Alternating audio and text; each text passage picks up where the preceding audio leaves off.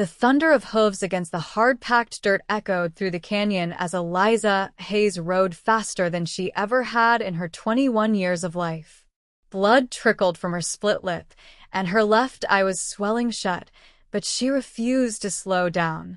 Behind her, the shouts of her stepfather Ralph grew fainter with each passing moment. This was her one chance at freedom, and she wasn't going to waste it. New Mexico Territory, 1878. The land was as unforgiving as the men who sought to tame it, but to Eliza, anything was better than spending one more night under Ralph's roof, enduring his drunken rages that had only worsened since her mother's death 3 months ago. "You'll die out there, girl," Ralph's distant voice carried on the wind. "The desert will take you if the Apaches don't." Eliza pressed her heels harder into the sides of her mother's chestnut mare. The horse had been her only inheritance, hidden away at a neighbor's farm until she could make her escape.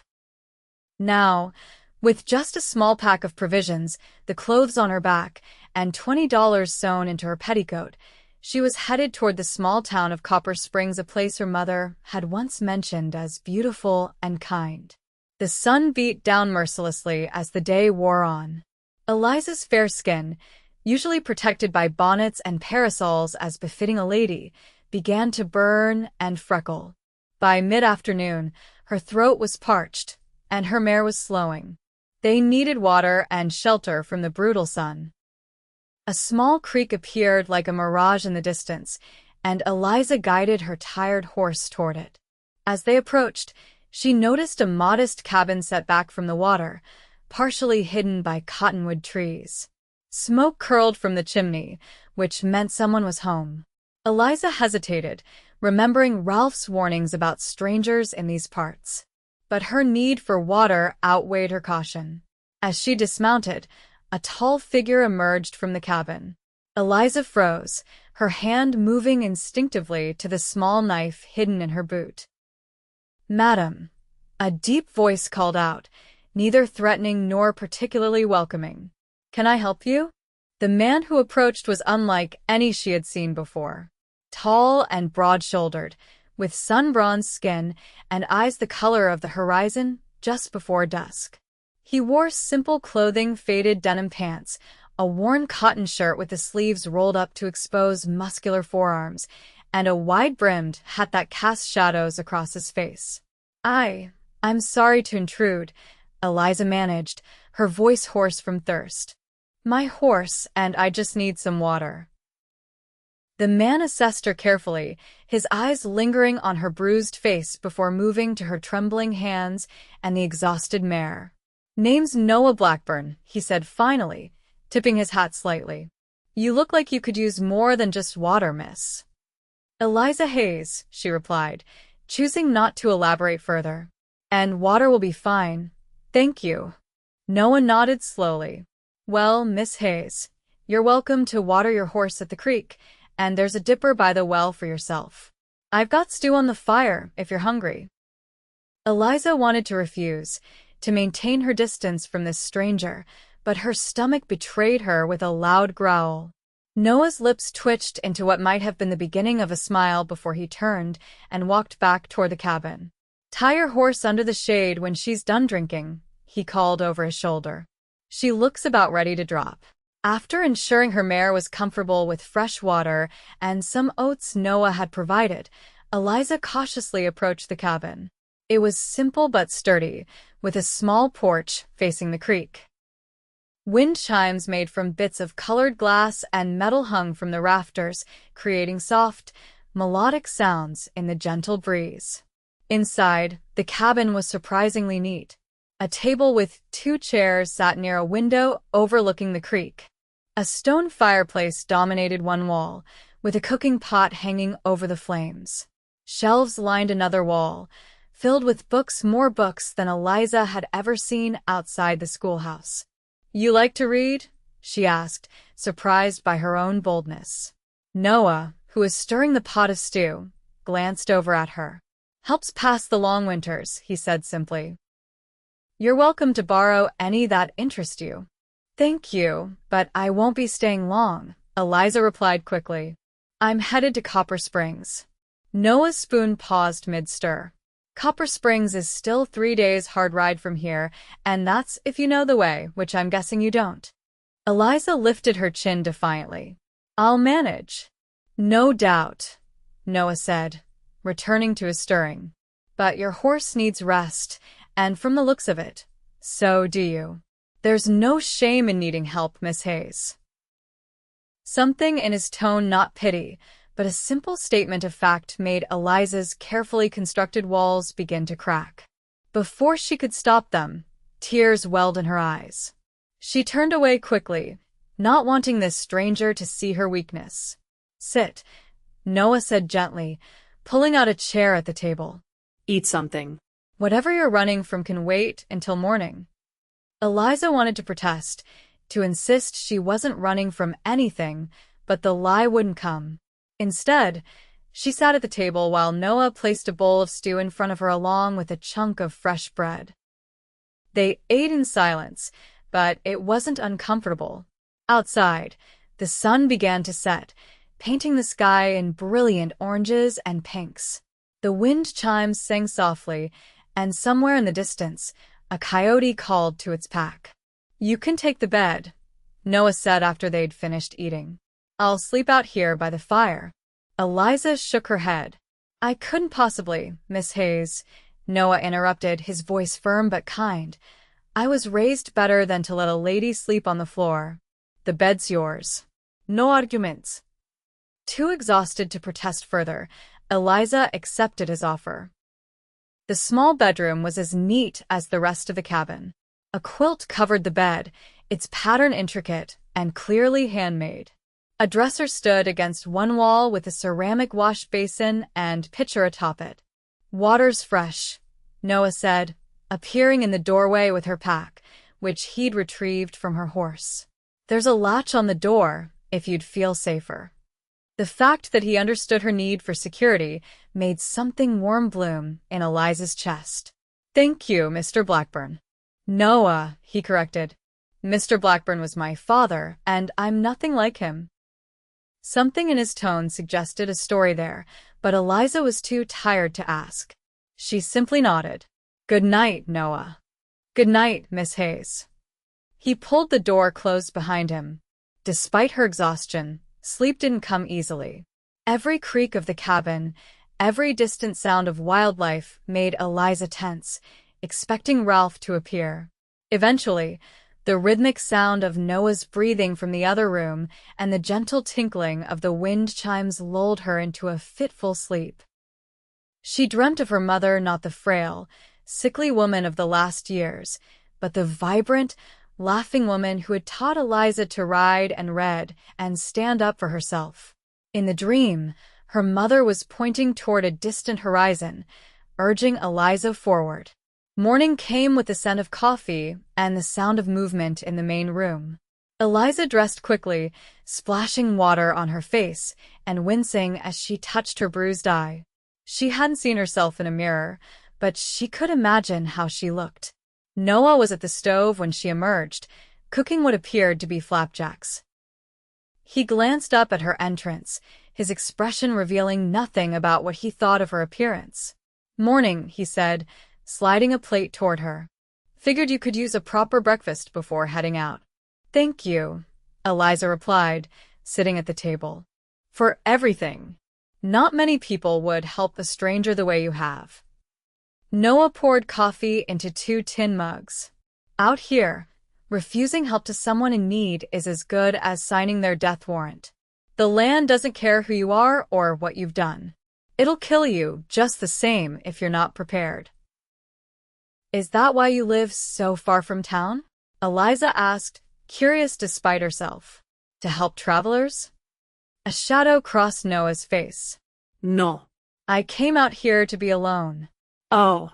Eliza focused on her food, feeling like she'd crossed an invisible boundary.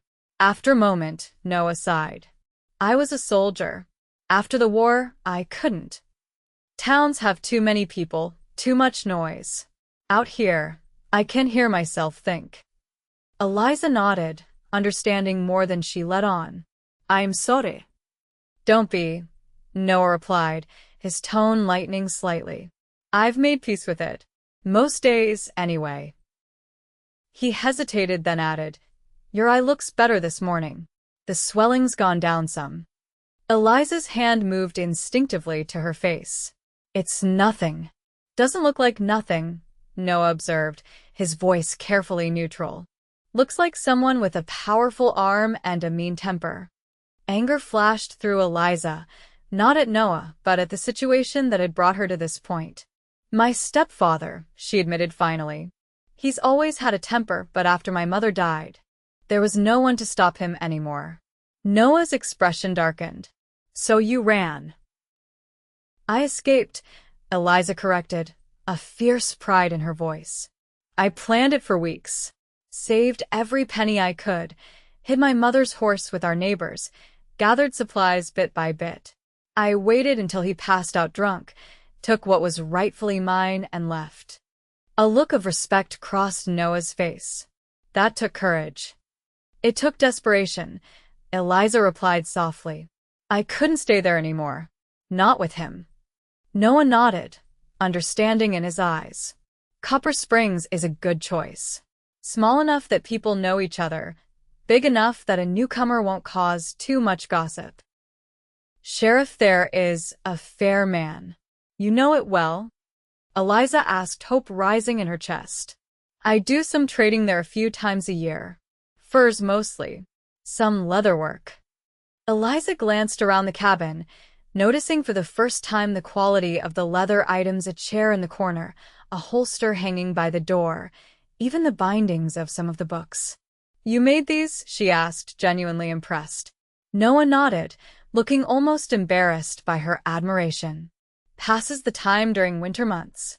After breakfast, Eliza insisted on helping with the dishes despite Noah's protests. As they worked side by side, she couldn't help noticing the careful way he moved, giving her space, never coming too close or making sudden movements. He was treating her like a spooked horse, she realized, and the thought both irritated and touched her. I'm not going to break, you know, she said as they finished drying the last plate. Noah looked startled. I never thought you would. Then stop treating me like I might shatter at any moment. A slow smile spread across his face, the first genuine smile she'd seen from him. It transformed his features, softening the hard lines and making him look younger, almost boyish. Yes, madam, he said, with a slight mock bow that made Eliza laugh despite herself. The sound of her own laughter startled her. How long had it been since she'd laughed freely? Since before her mother's illness, certainly, maybe even longer. Your horse needs another day of rest, Noah said, changing the subject. And there's a storm coming. I can feel it in my bad knee. Eliza looked out the window. The sky was clear blue, not a cloud in sight. It looks fine to me. Trust me, Noah replied, tapping his left leg. Caught a bullet at Gettysburg. Ever since, it tells me when weather's changing better than any barometer. Eliza hesitated, torn between her desire to push forward to Copper Springs and the obvious sense in what he was saying. One more day, she agreed finally. But I'll need to earn my keep. Noah looked like he wanted to argue but seemed to recognize the pride in her statement. Fair enough. Can you shoot? The question surprised her. Yes. My father taught me before he died. I'm decent with a rifle. Good. We could use some fresh meat. I've got snares set for rabbits, but a deer would be better. They spent the morning checking Noah's traps, which yielded 2 rabbits. Noah showed Eliza how to skin and clean them efficiently, and she was pleased to find she had a steady hand for the work. In the afternoon, they took rifles and headed into the surrounding woods to hunt. Noah moved silently through the trees, each step deliberate and careful. Eliza tried to mimic his movements, wincing every time she stepped on a twig or rustled leaves. After about a mile, Noah raised his hand for her to stop, then pointed. Through the trees, Eliza could make out the form of a young buck grazing in a small clearing. Noah motioned for her to take the shot. Eliza raised the rifle, settling the stock against her shoulder the way her father had taught her. She took a deep breath, aimed, and squeezed the trigger. The buck dropped where it stood. Noah looked at her with new respect. "Clean shot," he said approvingly. "One bullet, no suffering." Eliza felt a strange mix of pride and sadness as they approached the fallen animal. "My father said if you're going to take a life for food, you owe it to the animal to make it quick." "Your father was a wise man," Noah replied, kneeling beside the buck. "Now comes the hard part." Together they field-dressed the deer, Noah showing Eliza how to remove the organs and drain the blood. It was messy, difficult work, but Eliza didn't shy away. By the time they had the deer ready to transport back to the cabin, her arms ached and her hands were stained with blood, but she felt a sense of accomplishment. Noah fashioned a travois to drag the deer back. As they walked, Eliza noticed dark clouds building on the horizon. "Your knee was right," she conceded, nodding toward the approaching storm. Noah smiled slightly. "Always is. We should get back before it hits." They reached the cabin just as the first fat raindrops began to fall. By the time they had hung the deer in the lean-to behind the cabin, the sky had opened up. They dashed inside, laughing and breathless as thunder rolled across the valley. "Perfect timing," Noah said, shaking water from his hat before hanging it on a peg by the door. Eliza pushed wet strands of hair from her face. "I don't think I've ever been so filthy," she admitted, looking down at her blood-stained hands and mud-splattered skirt. "I'll heat water for a bath," Noah offered. "There's a tub in the storage shed. I can bring it in." The thought of a proper bath was too tempting to refuse. While Noah braved the storm to retrieve the tub, Eliza found herself looking around the cabin with new eyes. There were small touches that spoke of care and attention: the colorful wind chimes, the neatly stacked books, the hand-carved furniture. This wasn't just a shelter, it was a home. Noah returned with a large copper tub, setting it up near the fireplace. He made several more trips to fill it with water heated on the stove, then discreetly left to tend to the horses, giving Eliza privacy. The warm water was heaven against her sore muscles. Eliza sank into it gratefully, using the soap Noah had provided to scrub away the day's grime. As she bathed, the storm intensified, rain lashing against the windows and thunder shaking the very foundations of the cabin. When she finished, Eliza dressed in her cleanest remaining clothes, a simple blue cotton dress that had seen better days. She opened the door to call Noah back in, only to find him already on the porch, dripping wet but cradling something in his large hands. "Found this little one huddled under the lean-to," he said, showing her a tiny, bedraggled kitten. "Mother must have been astray. No sign of her or any siblings." The kitten was a pathetic sight, wet, muddy, and trembling violently. Without thinking, Eliza took it from Noah's hands, cradling it against her chest.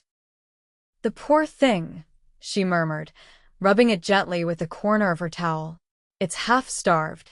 Noah watched her careful ministrations with a soft expression. "There's milk in the root cellar. Might take to that if it's watered down some." While Noah changed out of his wet clothes, Eliza worked to save the tiny creature. The kitten was reluctant at first, but hunger eventually won out, and it lapped eagerly at the diluted milk from a saucer. "He's a fighter," Noah observed, coming to sit beside Eliza on the floor where she was watching the kitten eat. "She," Eliza corrected with a small smile. "And yes, she is." Noah's eyes met hers, and something unspoken passed between them. "Takes one to know one, I suppose." The storm raged through the night, keeping them confined to the cabin. They prepared a stew with some of the rabbit meat, and Noah taught Eliza how to play checkers. The kitten, now dried and considerably fluffier, curled up by the fire, occasionally making small mewling sounds in its sleep. "What will you do in Copper Springs?" Noah asked as they sat by the fire after dinner, the checker game abandoned. Eliza had been considering this very question. "Fine work, I suppose." I can read and write well enough to be a shopkeeper's assistant, or perhaps a schoolteacher if they're in need. Noah nodded thoughtfully. Town's growing. New families arriving all the time. They'll need a school eventually. And what about you? Eliza asked, genuinely curious. Will you stay out here alone forever? Something flickered in Noah's eyes, a loneliness he usually kept well hidden. Not sure I know how to live any other way anymore. That's not an answer, Eliza pointed out gently. Noah stared into the fire. No, I suppose it's not. After a long pause, he added, I came out here because I couldn't stand being around people after the war. Too much noise, too many judgments. Out here, it's just me and the land. And the occasional lost traveler, Eliza added with a small smile. Noah's lips quirked up at the corners. Those are rare enough. Most folks stick to the main trails. I couldn't, Eliza admitted. Ralph knows those too well. I had to take the less traveled paths. Noah's expression darkened at the mention of her stepfather. You think he'll come looking for you? Eliza shrugged, trying to appear more nonchalant than she felt. Maybe. Not out of any affection, mind you. Just wounded pride that I dared to leave. If he does, Noah said carefully, he'll have to go through me to get to you. This simple statement, delivered without bravado or expectation, touched Eliza deeply. Thank you, she whispered. They sat in companionable silence as the storm gradually abated, leaving only the occasional distant rumble of thunder and the steady drip of water from the eaves. The kitten had migrated to Eliza's lap, where it slept contentedly. I should turn in, Eliza said finally, reluctant to break the peaceful moment, but aware of the late hour. Morning will come early. Noah nodded, rising to his feet and offering her a hand up. Eliza took it, conscious of the warm strength in his grip and the careful way he released her once she was standing. Good night, Noah, she said softly, the kitten cradled in her arms. Good night, Eliza, he replied, her name sounding different somehow when he said it. The next morning dawned clear and bright, the storm having washed the world clean. Eliza woke to the smell of coffee and the sound of Noah moving quietly around the cabin. The kitten was curled beside her on the pillow, a tiny paw stretched out to touch her face. For a moment, Eliza lay still, savoring the peace of the moment. In just 2 days, this cabin had begun to feel more like home than the house she'd grown up in had felt in years. The thought was both comforting and unsettling. When she emerged from the bedroom, Noah was at the table, a map spread out before him. He glanced up at her entrance, his expression unreadable. I've marked the safest route to Copper Springs, he said without preamble. There's a shortcut through Miller's Pass that'll save you half a day's ride. Eliza's heart sank. Of course he expected her to leave today. Why wouldn't he? She was a stranger who had imposed on his solitude, nothing more. Thank you, she said, setting the kitten down and watching it scamper toward a saucer of milk Noah had placed on the floor. That's very kind. Noah rolled up the map. I've packed some provisions for you as well. Jerky from last season's deer, some dried apples, hardtack. Should last until you reach town. Eliza nodded, struggling to maintain her composure. She hadn't expected to feel such reluctance at the thought of leaving. It wasn't just the safety and comfort of the cabin. It was Noah himself, his quiet strength, his unexpected kindness, the way he moved through the world with purpose and integrity. I don't know how to thank you, she said finally. Noah looked up, meeting her eyes. No need for thanks. Anyone would have done the same. No, Eliza contradicted firmly. They wouldn't have. Most men would have taken advantage of a woman alone, or, at best, sent her on her way after a night's shelter. You've shown me kindness without expecting anything in return. That's rare, Noah Blackburn. Rarer than you know. A flush crept up Noah's neck. Just did what was right, he muttered, clearly uncomfortable with her praise. Eliza stepped closer, emboldened by the knowledge that she was leaving. Why did you really help me? The truth. Noah was silent for so long that Eliza thought he might not answer. Finally, he sighed. When I saw you riding up, with your face bruised and that look in your eyes like you were expecting the worst, but ready to fight anyway, it reminded me of someone. Who? Eliza asked softly. My sister, Rebecca, Noah replied, his voice rough with emotion. She married young, to a man who seemed kind at first. By the time we realized what he was really like, it was too late. He'd isolated her from everyone, convinced her she was worthless, that no one would believe her. Eliza's heart ached at the pain in his voice. What happened to her? He killed her, Noah said bluntly. Claimed she fell down the stairs. Maybe she did after he pushed her. There wasn't enough evidence to convict him. He still lives in Virginia, respected by the community, while she's been in the ground 15 years. I'm so sorry, Eliza whispered, understanding now the shadows that sometimes crossed his face. Noah shook his head slightly, as if to dispel the painful memories. After the war, I couldn't go back there, knowing he was free. So I headed west. Thought I'd found peace out here alone. And then you showed up, and I realized maybe what I'd actually found was just a hiding place. The honesty of his words took Eliza's breath away. Noah, he held up a hand to stop her. You don't need to say anything. I just wanted you to understand why I helped. It wasn't charity or pity. It was because you reminded me that courage comes in many forms, and sometimes the bravest thing a person can do is simply to leave. Tears welled in Eliza's eyes. I don't want to go, she admitted, the words escaping before she could stop them. Surprise flickered across Noah's face. What about Copper Springs?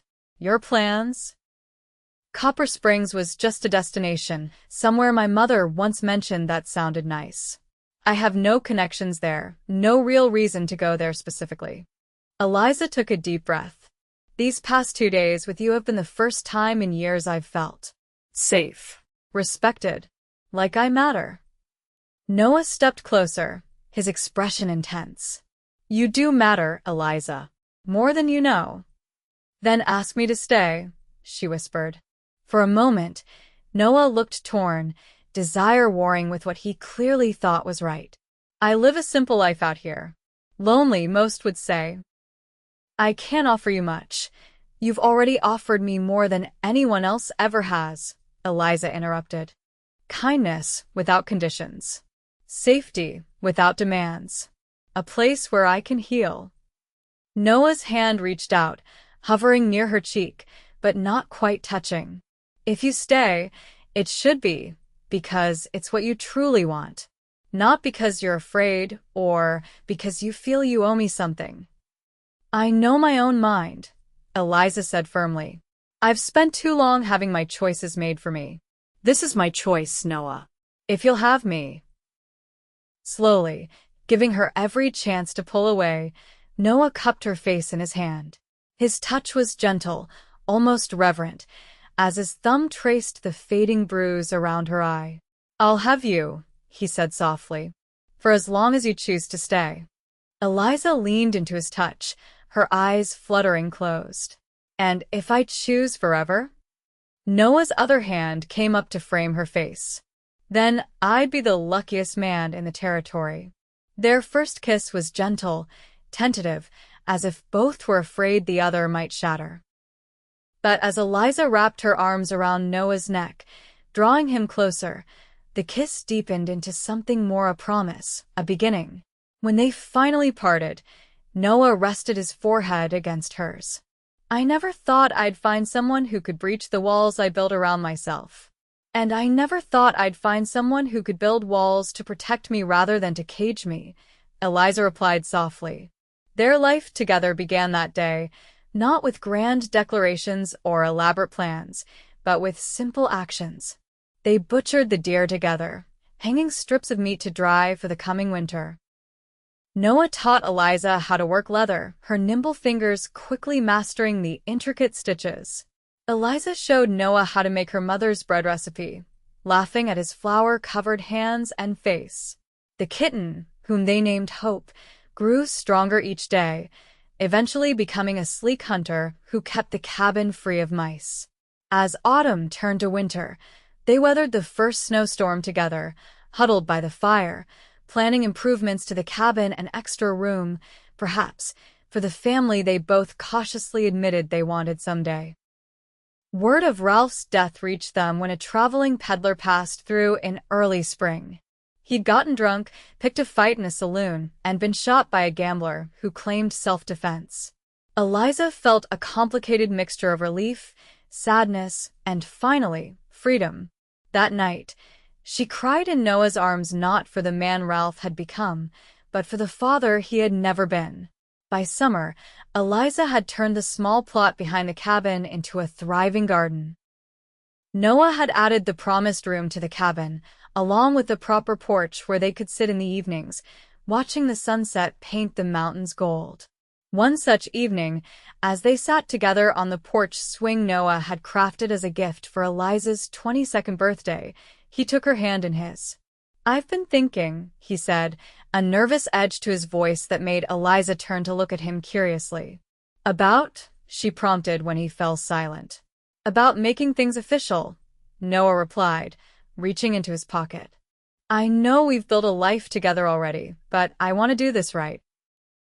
He pulled out a simple gold band, holding it between his thumb and forefinger. "Eliza Hayes, would you do me the honor of becoming my wife? Legally, I mean. In front of witnesses and everything." Eliza's laugh was pure joy. "Yes, Noah Blackburn. 1,000 times yes." As he slipped the ring onto her finger, Eliza marveled at how far she had come from that desperate day when she'd fled her stepfather's house. She had found not just safety, but love. Not just a refuge, but a home. "What are you thinking?" Noah asked, noticing her thoughtful expression. Eliza leaned against him, her head resting on his shoulder as hope jumped onto her lap, purring contentedly. "I'm thinking that some escapes lead to the most beautiful beginnings," she replied softly, "and that walls built with love are the strongest foundations of all." They were married that autumn in Copper Springs, the town Eliza had once planned to escape to becoming instead the place where they celebrated their union. The ceremony was small but joyful, with a few neighbors and the peddler who had become a friend serving as witnesses. As years passed, their family grew first with twin boys who inherited Noah's quiet strength and Eliza's fierce spirit, then with a daughter who arrived on a snowy night with Hope standing guard at the foot of the bed. The cabin expanded to accommodate their growing family, but its heart remained the same, a place of safety and love, where anger had no foothold and kindness ruled supreme. The wind chimes that had soothed Eliza on her first night continued to sing in the breeze, joined now by children's laughter and the sound of life being lived fully, joyfully, and without fear. And on quiet nights, when the children were asleep and the house was still, Eliza and Noah would sit on their porch, hands intertwined, marveling at the journey that had brought them together, she from a house of anger, he from a fortress of solitude, to build a home where love could finally flourish.